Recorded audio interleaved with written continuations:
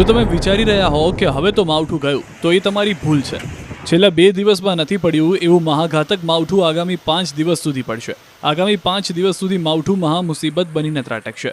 છોતરાફાડ કમોસમી વરસાદ પડશે.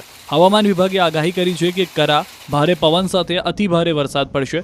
સિવિયર થંડરસ્ટ્રોમ એક્ટિવિટી થશે. આગામી 5 દિવસ ભારે તબાહી મચી જશે. બીજી તરફ માવઠા અંગે અંબાલાલે આગાહી કરી છે કે ઉત્તર ગુજરાતના ભાગોમાં માવઠું ત્રાટકશે. સાબરકાંઠા સહિતના વિસ્તારોમાં કમોસમી વરસાદ તારાજી સરજશે. સૌરાષ્ટ્રના કેટલાક ભાગોમાં ભારે વરસાદ ખાબકશે.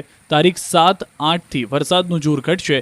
11 થી 20 તારીખમાં આંધી વંટોળ આવશે. આ તરફ હવામાન નિષ્ણાંત પરેશ ગોસ્વામીએ ખતરનાક માવઠાની આગાહી કરી છે. પરેશભાઈના મતે આગામી 3 દિવસમાં ભારે માવઠું ત્રાટકશે. 8 મે સુધી 2 થી 4 ઇંચ વરસાદ ખાબકશે. વીજળીના કડાકા ભડાકા સાથે કમોસમી વરસાદ પડશે. પાકિસ્તાન પર બનેલું સાયક્લોનિક સર્ક્યુલેશન મજબૂત બન્યું હોવાથી આકાશમાંથી આફત ત્રાટકશે. આગામી 3 દિવસ સૌરાષ્ટ્રવાસીઓ તો સાવધાન રહેજો જ. સૌરાષ્ટ્ર, કચ્છ, ઉત્તર ગુજરાતમાં ભારે વરસાદ પડશે.